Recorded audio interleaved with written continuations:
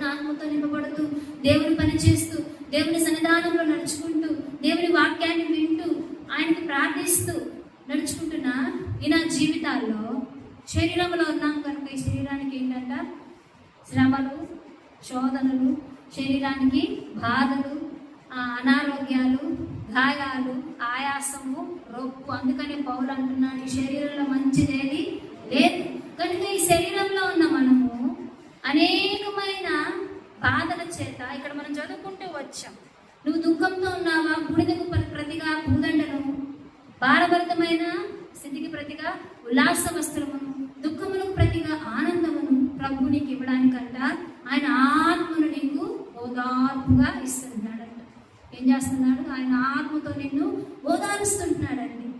దేవుని ఆత్మ నింపుదల కలిగి ఉండి కూడా నీకు స్థితిలో నలిగిపోతూ, విరిగిపోతూ, బాధపడుతూ, కష్టముతో ఉంటే నన్ను ఓదార్చు